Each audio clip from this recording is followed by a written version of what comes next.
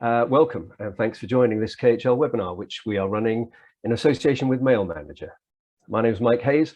I'm the editor of Construction Europe magazine and the Construction Technology website. Hopefully, over the course of the next 40 minutes or so, we can offer you some information that is relevant to you and to your business. Now, before I introduce today's speakers and we get into the subject matter, I'd just like to say that we'd be very happy to receive questions from you at any point during the conversation. So please don't wait until the end to send them. Just click on the Q&A box on your screen and type away if a question comes to mind while someone's speaking. And I will do my best to get to as many of them as time allows. Okay, so lastly, just to say that a recording of this webinar will be available on the KHL and Construction Europe websites in the next few days or so. So if you're unable to stay with us now, you will receive an email from our team letting you know when the recording is ready to view. Okay, so today we'll be looking at a subject that unfortunately has a growing profile in the construction industry, and that is legal disputes. In particular, we'll be looking at the perils of failing to keep track of documentation when disputes arise, and also the relatively simple methods we can employ to improve the situation. I know from my own experience within the media, the sort of phrases that get everyone panicking in the boardroom are, has that been done? Or whose responsibility was it? With that in mind, we'll be talking to Jacob Wardrop of Mail Manager. Hello, Jacob. Hi there. Hi, Mike. Thanks for being here. Good to see you. And Jacob will talk about the software that can help construction businesses keep track of vital documents across departments, between people working remotely from each other and over long periods of time. We'll also talk to Karla Murray, who is a proposal manager with the Canadian contractor MJ Dixon. Hello and good morning to you, Karla. Hello, good morning, Mike. Good to see you. And we'll talk about Karla's experiences within her company of having to track down numerous important documents. Then we'll chat with Paul Hill, who is a BIM specialist with the engineering firm Arup. Good to see you, Paul. Hi there, Mike. Good to see you. And we'll discuss with Paul the original issues and thought processes that brought about the Mail Manager solution. Okay, so we have a good number of people with us now, so let's get cracking. Firstly, if I can come to you, Jacob, I know you're going to give us a short presentation in a couple of minutes, but before you start, I'd like to ask you about a survey you recently published, which had some really surprising results. The first was that in the past 12 months, 78% of respondents said their company had been involved in some kind of dispute. That's an incredibly high number, and a number that grew from just over 60% in the preceding 12 months. So a fast growing issue. Do you have any sense of why there is this growing number of disputes in construction? Yeah, hi Mike, and thanks again to everyone for joining us. I think there's a number, it's probably not a single issue to it. I think the construction industry generally has probably has a lot to do still around just sort of I guess the fundamentals of contracts management and making sure. I think one of the top reasons for disputes now is that owners or contractors sort of failing to sort of understand their obligations of what they're kind of signing up to. I think you see lots of really long contracts which aren't, a project manager doesn't understand, and as a result can't really enforce. I also think just in the market generally, there's obviously everyone in the supply chain's under quite significant cost pressures where they may have tendered and for a project 2 or 3 years ago, and that project now is costing a lot more than it did then, which does sort of create, does create a bit of a vicious circle in terms of everyone, everyone's trying to sort of penny pinch off each other. And then I just think generally probably everyone's sort of falling into a trap of sort of project blame game sometimes, and I think that's probably that kind of behaviour probably is getting worse rather than better. Right. And another result is that more than half, 57%, said they were concerned, some of them very concerned, that they're not able to easily access specific project documentation. Can you explain why that might be?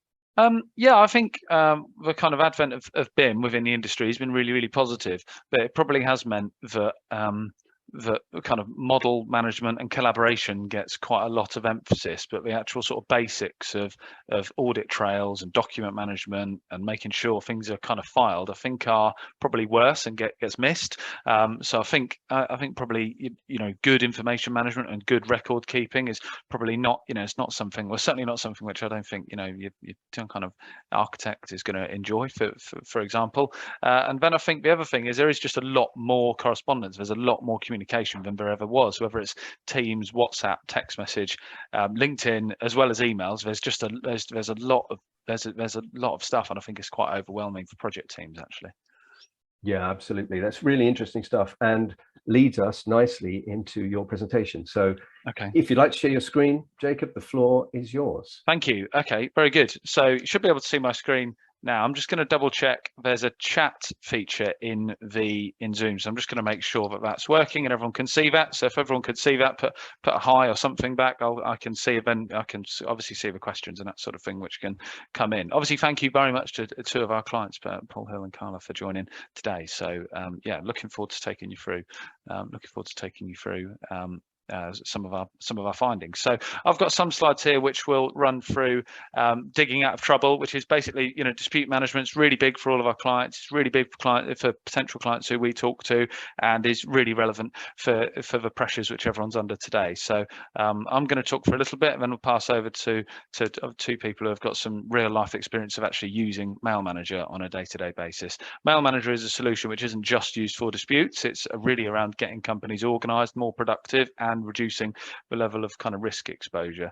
So I'm going to go through the current construction landscape. We've done some research recently. I think it was across over 600 or 700 construction leaders, both in the UK and the US. I'm going to talk about the golden thread, which is a big part of that survey across across companies and the industry, and then talk about email management in a little bit of detail. So in terms of the current state of play, I won't kind of literally read through what's on the slide, but I think what is quite interesting is we talk about information management and document management and I guess record keeping, but then do we, I guess, as an industry, do we talk about the costs and benefits of doing that well, as well as the costs of perhaps not doing it so well? So some of the things which we've identified, which are quite normal, actually have become almost quite normal, and habitual, is the cost of rework, the cost of kind of recommunicating things to people, and how that's probably getting worse. I certainly think reworking, going over the same stuff, is something which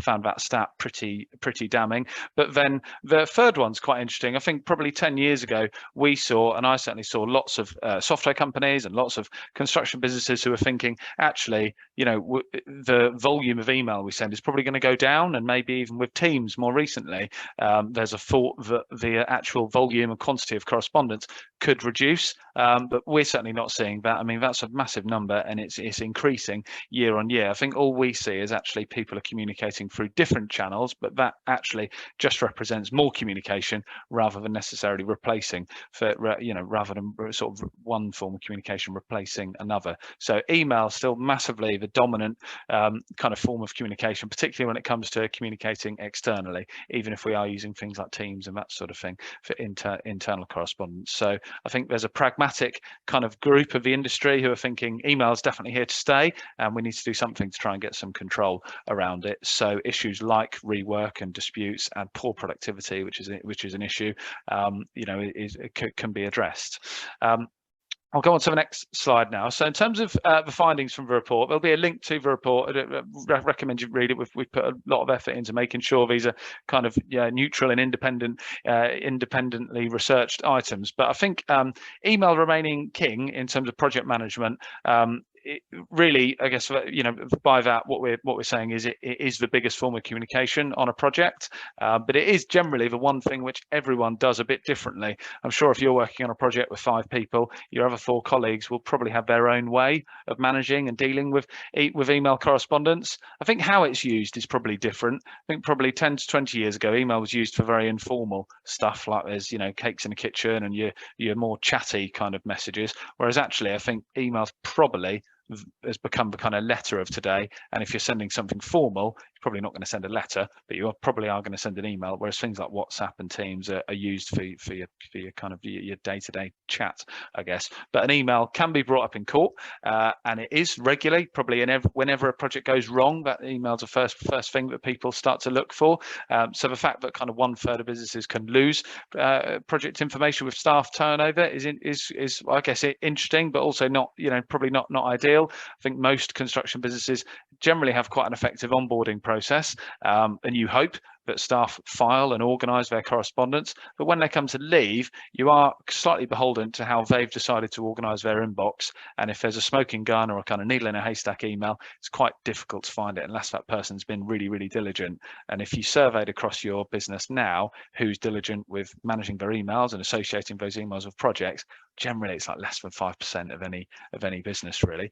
Hybrid working still the kind of real new norm. Obviously, there is less site activity than there was, perhaps less site visits perhaps there was, but that's obviously kind of going to be here to stay. And then 1 in 2 businesses can't easily access project correspondence. So what we see is a lot of silos, I guess. So if you've got 1 in 2 businesses would probably have project teams who can only see the information which is personal, if you like, to them. So they can only see what's in their inbox. They can only see what's been sent to them. If they're working on a project or working on a matter, they can't see beyond their inbox. And as an industry, we share most things. We share, contracts, drawings, and that sort of thing, but we generally don't share correspondence on a project basis.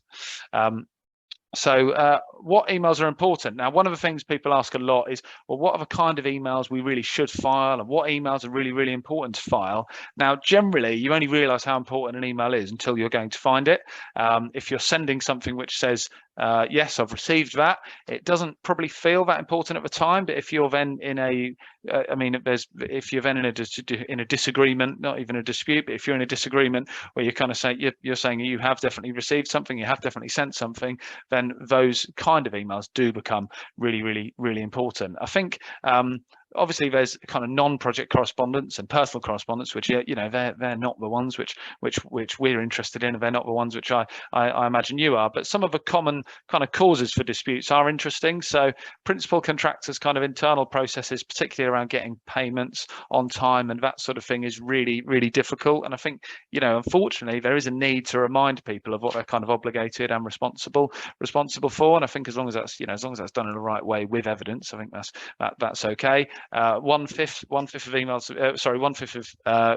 1/5 of respondents needed to reproduce information almost on a kind of weekly basis. But the scope disagreements is probably something which is quite relevant to talk about today, because actually lots of the time we start off on a project with a really clear contract and a clear understanding of what's expected. But then as the scope creep comes in and as things change, generally a lot of that sort of information and the evidence for something being additional scope resides in an email somewhere. So generally the industry, I would say, when it comes to variation control and that sort of thing, it's typically a more informal process than a contract. But the average value of disputes continues to go up, obviously in line with everything else. But areas like project scope, getting paid on time, and actually, I guess, stopping stopping disagreements before they become disputes really does come down to kind of just being able to be on the front foot and kind of proactive to correspondence problems rather than kind of reactive and waiting for somebody to say, when have you sent that, or when did you do that? Happy to take any questions as I go through. In terms of email being the difference between winning and losing a dispute, I think we work actually with some legal professionals, and obviously they help businesses when it gets to this kind of, when projects do kind of go wrong, I guess. Formal documents are important, and they will be referred to. Obviously you generally have standard contracts about that sort of thing, which means that there might not always be a lot of change in there. But when a project does go wrong, typically the first place people look is email. And when it comes to scope changes, like I mentioned, like half of the information relating to that is generally in an email. We've got less information in people's heads. I think 20 years ago, probably lots of information was in everyone's heads, and now there's an argument to say a lot more of it is in your inbox, and your inbox probably is a good representation for what you've got on. Our advice always is, if it's relevant to the project, make sure it's filed. And if you're filing documents against a project, then you should really be filing emails against the project, rather than letting a member of staff decide what is or isn't important enough to be filed, because everything takes a different meaning when you're needing to go back to this. But actually, if you've got an audit trail of everything which has been said and everything which you've said on a project, as well as what's been said to you, makes a really, really big difference. So certainly we talk to clients and we talk to leaders about having peace of mind that you can find any piece of information within 3 clicks, which I think is difficult to do if everyone's just got their own little kind of world in their inbox. I'm sure there's some people on here with lovely clean inboxes, and I'm sure there's some people on here with thousands of emails in them. So there's generally a mix. In terms of the kind of the role of information and document management in avoiding disputes, I think the key thing is really doing an audit trail across your business. So looking at how do we organize project information? What are the different types of project information? Photos, expenses, different document types, images, snagging lists, whatever it is relating to the project, and actually trying to kind of mark off, well, is that only held in a personal area? So is that only held and linked to one person? So if we look at documents and drawings and model files, typically they're shared and they're in a place which is accessible and retrievable. So if somebody leaves or if there's a problem, you've got everything there. Emails is generally that thing which kind of, as I say, everyone lives within their own inbox. We share everything else except that.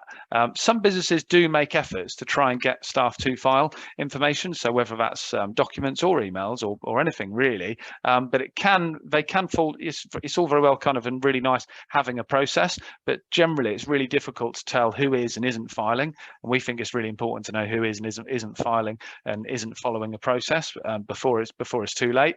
But also it's important to remove and reduce the reliance on staff to kind of manage correspondence in a responsible way, because there's so much of it now. Even if you kind of have a process, generally people need a bit of help, which our 2 clients will talk about today. In terms of the sort of missing piece of the puzzle, I've talked about this a little bit, so I don't want to kind of repeat myself too much. But some of the I guess we talk a lot about and hear a lot about risk. Now, I guess I'd probably just emphasize that risk doesn't necessarily, and what we come across doesn't necessarily mean every time you need to reproduce an email, it's going to end up in it's because you're in a litigation scenario. A lot of the time, it's the day-to-day queries, like a client's phoned you up and somebody's off and you need to see what was said or what was exchanged at a last meeting. And it's trying to avoid those risky or potentially awkward and kind of embarrassing scenarios. So certainly some of the costs associated with not doing this stuff right. One is productivity. Now, email somewhere where we all spend a lot of time. It's probably top 3 productivity drains for kind of anyone. Particularly if you're a professional services firm, there's a big opportunity to actually get that back and get people working so their inbox is a to-do list rather than a massive filing cabinet. But then there are naturally risks associated with not being able to find information quickly. Now, most businesses we talk to can probably find information, but it's going to be stressful and time consuming to get there, and they generally need it quickly to be on the front foot. We had an instance recently where there was one of our clients at Mail Manager was involved in a situation where the whole project team needed to reproduce all of their information, and the Mail Manager client is effectively able to kind of embarrass the other the counterparts by doing something which should take a week in a couple of minutes. So I do think the cost of not doing this properly can be massive from a reputational point of view as well. And then staff leaving and what happens with their inbox is important. It's probably something which a lot of businesses miss out. Some of the common email kind of headaches which we'll talk about, which are probably hopefully a little bit more lighthearted, and the things which we aim to help businesses with are perhaps where there's a slight disagreement over something which hasn't been agreed properly, or you need to demonstrate when you've said something, or you're taking over a new project project because someone's left and you want to try and get up to speed. Those are the kind of things which are quite difficult to do. And then probably the most common one is kind of forward me that email or CC me that email. And as an industry, we've probably all got used to some really bad and unhelpful habits around email management, which we naturally aim to change. In terms of the kind of the value of centralized information, I won't go through lots and lots of this, but I think our aim really is that you should only ever have one copy of any document or any email, one copy of an attachment, and then it's important that you're able to, that any piece of information you're able to go and see in a really quick and easy way. Now, sometimes, I'm sure some of you may have kind of ISO accreditation and that sort of thing. Sometimes things like email management can be kind of missed, but then there is a growing number of businesses who really care about this topic and are incorporating email management into their general company ISO 9001 processes. So if I just move on here, these are some of the challenges which, like, we as a business aim to solve. If you had lots of our clients in a room, these are the kind of things which people would relate to in terms of like why it's important to manage email in the right way. I think risk and time are probably the top two, but then there can often be a bit of a feeling of a lack of control. So one thing, we're always interested in just how close to, how well this does or kind of doesn't hit home. So if there's if any of these relate to you at all, then feel free to type them in your chat or in the Q&A window, probably better in the chat window, if any of these do kind of relate to your own business in terms of how you organize correspondence. So what I'm going to do now is very quickly, I'm probably going to do a 60-second kind of whistle-stop tour of Mail Manager before we hand over to some people who actually use it on a day-to-day basis. So I guess first things first, this is Mail Manager. It looks just like a normal inbox because it is a normal inbox. We effectively introduce two buttons into your Outlook to automate the process of filing email. We do that through some machine learning, which helps prompt and predict people when it comes to actually filing correspondence. But Mail Manager fits in with your business and how you'd like to store information. So imagine you've got a project filing structure now and you'd like people to file their correspondence into the relevant kind of areas.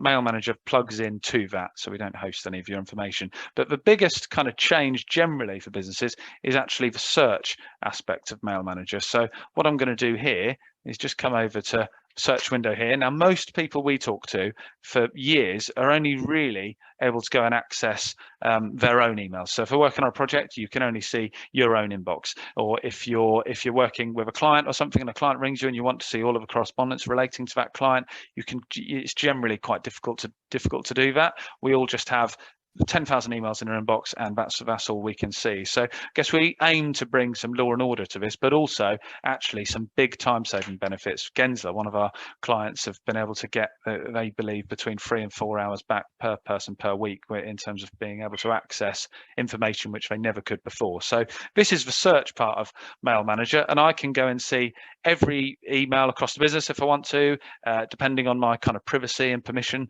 rights. But what I'm going to do now is I'm just going to type in a particular phrase. So I'm going to type in Briam, hit search, and then what I'm going to do is I'm going to say I want to look at any emails in the past year which contain, just bear with us 1 second, which contain, I've wrote Briam twice there, and type that in. Then I've gone down from 500,000 emails to 86 at this point. Now I don't even know what project this is relating to at the moment. I could then say, well, actually, I know I've got an attachment. So then very quickly, I've gone from about 500,000 emails to just the one, which happens to be an invoice reminder, which is an example I thought I'd pick on because we talked about payment challenges earlier. Now, if you were working on a project and you just wanted to say, well, show me all of the emails on a particular project, then it's very quick and easy to do that as well. So if I just go here, I'll see all of the emails on the Gensler project. Now, Gensler happens to be one of our clients, but there's a lot of emails here. My name's Jacob. You can see my name doesn't appear anywhere there, but it's very quick and easy for me to be able to go through and see what's been going on that project. You can search across anything. So if you had a challenge with a particular client or a contractor and you just wanted to see what's going on with those individual parties, you're able to do that. But we think it's also really important that you're able to go onto any project and see everything that's going on. So in terms of, there's more I could show and talk about, but that's probably a kind of a taster at least for kind of some of the things which you're able to do through Mail Manager. I think now's probably a good opportunity to pass back to Mike and our two clients. Absolutely brilliant, Jacob. Thank you very much. Appreciate that. 333 billion emails a day. Wow. And so many of them in my inbox, I think. But moving swiftly on, I think if we could come to you, Karla, you're a proposal manager for MJ Dixon, a general contractor in Canada. Can you first of all tell us a little about the work that MJ Dixon does and about your role in the company? Oh, sure. So as mentioned, Mike, I'm a proposal manager and I handle the pre-qualifications for our firm. We're a general contracting firm that provides construction management services as well. And we focus primarily on the municipal, healthcare, and educational sectors. Okay, so you're doing a lot of work with health and education sectors. You're regularly dealing and needing to deal with governmental bodies then. Does that make keeping track of project documentation more or less challenging than, say, working with private developers? Well, each client has their own particular requirements, but definitely more so for governmental agencies, especially since they have the requirement to be transparent in all their dealings. So they have different checks and balances and processes set up that are crucial for their operations, and therefore when we respond to them and we work with them, then this comes into play. And each municipality may vary from municipality to municipality in all their different requirements. Right. Okay. So getting into the nitty-gritty then, could you give us an idea of the number of emails you might have to keep track of on a project and how challenging a task that might be? Sure. So it can be quite extensive. We receive around 10,000 emails per year per project. And so you can imagine it can be quite tedious to keep track of all of that communication going back and forth. I can imagine. I can. Without naming names then, can you give us an example of the sort of scenario you've come across where you need to locate specific documents quickly and the sort of challenges that come with that? Well, I think what Jacob went through so aptly was very realistic of things that we have encountered. And so within the construction industry, the nature of it is that issues arise which require us to produce various documents and involve other parties in communications. And so since each project team member, be they the municipality or client, or the various consultants, subcontractors, authorities having jurisdiction, each have their own naming conventions and their own way of storing or naming documents and emails. So it can be quite tedious going back to try and retrieve all the information needed for verification.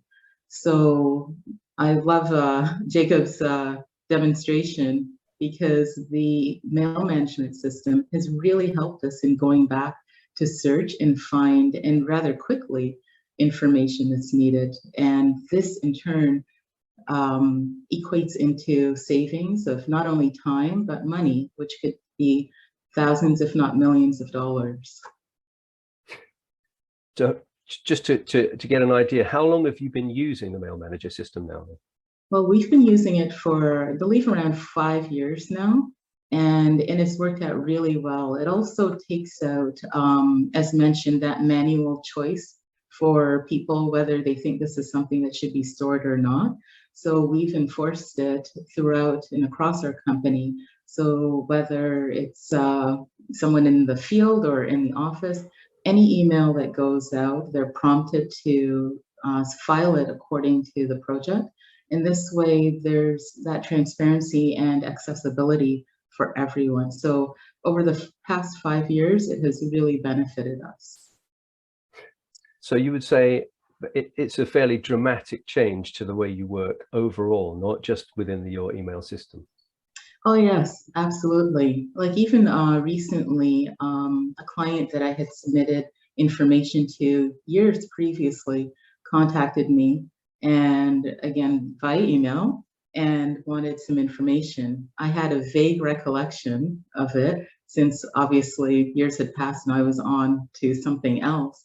But because of the system, I was able to go in and do a search, and with very little information, and within minutes, I was able to find not only the email and attachments, but then the project folder. And so go into the project and look at the rest of information that I had provided, so that I was able to respond with a more full-bodied answer to her query.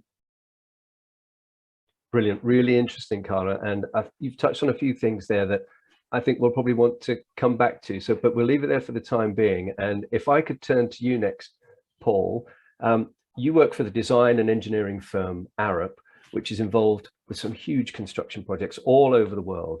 And the company has staff working in more than 30 countries.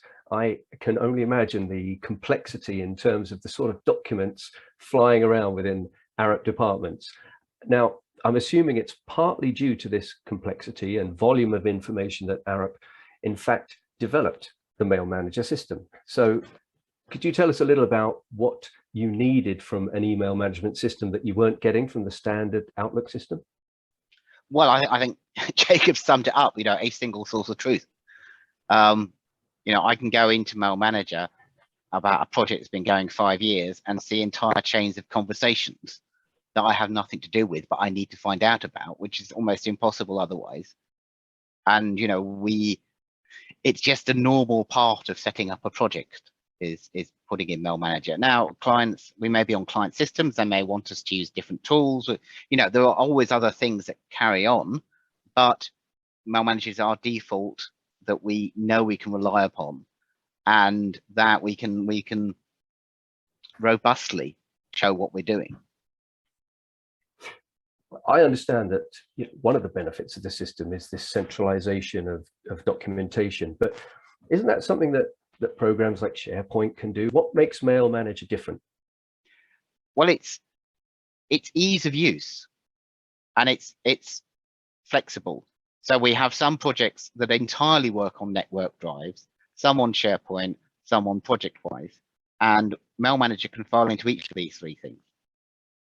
So we can target it on the project needs, and it's easy to set up. It's easy to manage the storage that you're putting the emails in. And, ultimately, if we have a bunch of emails that we need to move, it's easy to control that. So it's flexible, but it's also very robust. So it gives us a lot of control. I'm just trying to imagine the scenario at Arup where you sat down and said, this isn't good enough, we need to develop something better. Is that more or less how it happened? Yeah, obviously we do a lot of large infrastructure projects and large multinational projects, and you've got to get your act together just to manage the project, to deliver the design, to coordinate. And as our aspirations and technical delivery, increased in complexity, we were developing different ways of managing that data set, some of which are entirely technical and engineering. But Mail Manager was one of those which was much more on the project management end. And Mail was quite a sharp pain, as you say, as Jacob was saying, everything was lost in individuals' inboxes. Right. And can you give us, this might be difficult, but can you give us any examples of how Mail Manager has really worked for Arup? We've had examples, when I first started working for the company over 10 years ago, of working for an extremely large program in the UK, and people in the client organization were regularly coming to us to ask about information they'd been sent but hadn't got control of. And we were in a position of just quickly being able to pull up information and saying, oh, yes, this was set on that day, and it was this and this, and just being very confident about what we were saying. That helped them deliver what they were doing. And it just hit home that, you know, if you've got this basic governance, it does, you know, just help you work. But the other thing it does is when there is a bit of a clash or a query, if you're able to pull out facts straight away, you can often diffuse problems before they get anywhere. Yeah, I can absolutely see that. It's obviously being able to readily call up documentation in this way. Have you ever done any sort of analysis of the value that that's given to the business in terms of, you know, what that can do for a project?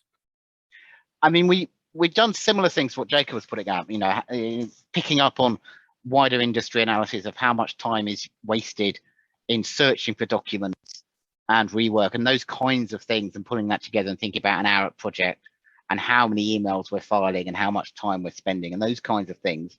And, you know, it's not new ways of doing the analysis, but, you know, it is shocking how much time you can waste just over and over again searching for the same thing or not being confident in what you're finding. Yeah. And it's that level of confidence and being able to have the provenance of the information, and then, you know, once you've got it under control, when you're thinking about automating, you've got something that you can automate from and then judge any time savings from. So it becomes easier to then justify spending money on the next step. Brilliant, Paul. Thank you for that. I think what I'd like to do now, if possible, is gather together our speakers and just ask a few more general questions. First one has come in from the audience, and this one maybe I'll give to you, Paul, first. Is digitalization the key to solving age-long construction disputes? Do you think this digital transformation in the construction industry is going to make life a lot easier? It will, but it'll be lumpy, because it's not just digitization. If you don't have information management and governance, then you can't rely on the information you have. So it's that kind of golden thread, as we were talking about earlier, that allows you to confidently say this, then this, then this. And that audit trail is not just email, it's pretty much everything we do. And you know, you can see that with the kind of developments in blockchain and other things are also trying to guarantee confidence in chains of information. So we're doing, you know, we need to rely on digital information. And because the industry, and particularly Arup, is very collaborative, I have to rely on your information and you have to rely on mine directly. And we've got to have a very high confidence in what each other's doing in order to do that. And, you know, getting the reliable mail is one part of that puzzle. Yeah. Karla, if I could come to you, do you believe that you need to get buy-in from the whole team in terms of things like naming conventions, etc., to make the system work, or have you found that it's the sort of artificial intelligence of it does everything for you? Yes, I would agree with the latter. Because of the system, we don't necessarily, we have our own internal conventions for how we start emails or making sure that the project number is in there somewhere, but there's no set convention. So, so with the system, it doesn't really matter what an email is named, as long as it's filed. Again, when you're prompted to send it, then you choose the correct project file. Then whatever anyone wants to call it, it's irrelevant. So it'll make it easier when you go back to search. If you named it, you know, I like puppies, but it's with regards to this project, it will be in there and you can see all that has gone on. Brilliant. Brilliant. I like that one. Jacob, I think you've partially answered this one actually, but can Mail Manager be used to sweep up documents being held by someone who then leaves the company? Yeah, definitely. I mean, the key thing is obviously getting organization around it on a day-to-day basis, rather than someone leaving and then sort of thinking, oh, wow, we need to organize their inbox. So yeah, it's a benefit of a kind of healthy day-to-day habit around record keeping, which happens without people really thinking about it much. Right. And I get that the system can keep all project documentation together, but getting a specific document within that project, how, I mean, you did a great demonstration there. Is that generally something that can be done literally in seconds? Yeah, I think obviously all of our clients, like Arup and MJ Dixon, we do, 2 examples of companies who I'm sure have like massive volume, really high volume of correspondence on projects. So and the only businesses we work with, or 80-90% of our clients, are construction, architecture, engineering. So I think it's a pretty email reliant industry. Yeah. Right.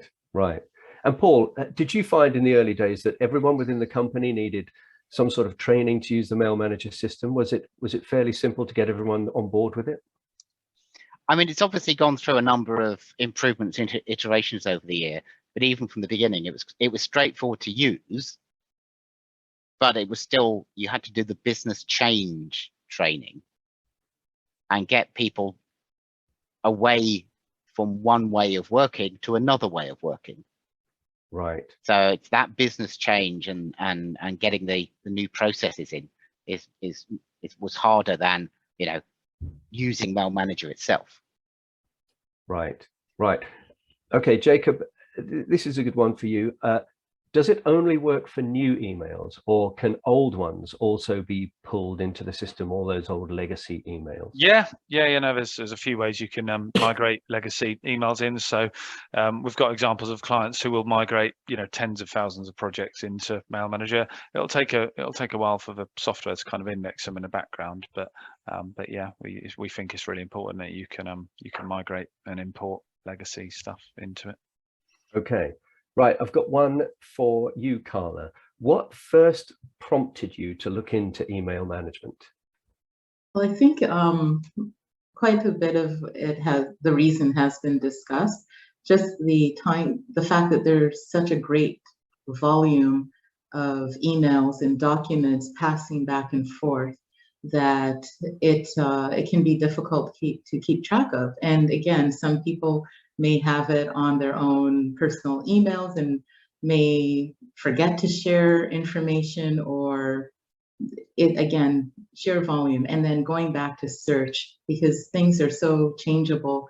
There are change orders, there's change initiatives, all types of issues that go on in a project that can lead into bigger problems. So we recognize the need to have a system where everything is centralized. And again, whether it's communication between a site superintendent and the client or the sub-trade, everyone is on the same page within our firm, where we can, anyone, including myself, who may not have direct involvement in the project, can go in and find out information that may pop up for me that I need. So that really was the reason behind getting Mail Manager, and it's really proven to be a huge benefit to our firm. Great. And I think I know the answer to this question from you, Paul, but do you have any advice for people considering getting an email management system? Don't do it. I mean, obviously my advice is to get your email under control, particularly in a project-based organization. Having all the emails relating to a project in one place that the team can access, and you can always have another bucket for confidential emails that only some of the team can access, is great. It just does help the whole thing flow much more. And the beauty of Mail Manager is, it's easy to implement as a standalone solution. You can do that, you can sort this out, and you don't have, you know, dozens of extra capabilities that you're not using. You've got something that focuses on doing one thing well, and you know, you can then apply other mechanisms to look after your models or your drawings or whatever it is. Great. And I think you've also answered one of the other questions in that, which is, if I don't want everyone to see all my personal emails, there is this element of being able to maintain confidentiality as well. Yeah. So well, just to say, whenever I send an email, I'm prompted to file that email, and it gives me some suggestions of where it's likely to go, which is normally the project it relates to. But if it's a personal email, I just file it to a personal filing location that other people don't have access to. Right. So that I've got the same level of organization for my personal emails as I do for my project emails. They're just in different places that only I can look at. Right. Brilliant. Okay, I think we've got time maybe for just this last one then. If I can ask you, Jacob, how does Mail Manager deal with duplications? Yeah, basically. So, I mean, if emails are filed into the into the same project, then Mail Manager will just match up the names of them and delete the sort of duplicate copies in the background, basically. So you'll only ever get one copy of an email and one copy of an attachment. Right. So yeah, that's how. But I mean, I think everyone probably gets a bit CC happy with emails. So that is generally that can account for like a third of storage, just duplication. So that can be effective. It's not a primary reason for kind of implementing the software, but it's another thing which could be better. And sort of it's one of them things where there must be a better way of doing it. Right, and then just this one more then. Are there any changes to the system that you're looking to implement at the moment? Yeah, loads. Yeah, so probably the two most worth mentioning. One is an automated filing kind of assistant, which picks up unfiled emails based on some machine learning and files them. So that's in the software now. And then another one is there's a mobile application which allows people to file and search from their mobile device as well. So yeah, Brilliant. Okay, that is brilliant. I really appreciate that. Thank you very much, and thank you all for your time. I really appreciate it. It's been really interesting conversation. So thank you.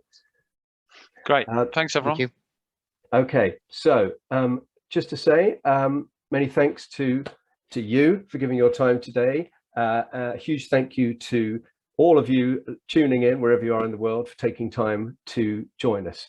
I hope you found this interesting. Worthwhile event, and the last thing to say is that there is a huge amount of information on the Mail Manager website, lots of resources, interesting case studies, so please do go and have a look. And if you've got more information that you'd like from the team, you can email sales@mailmanager.com. So that's it really from us. In the meantime, wish you all a very good rest of your day. So thank you very much. Thanks a lot. Bye. Thank you. Thanks. Cheers, guys.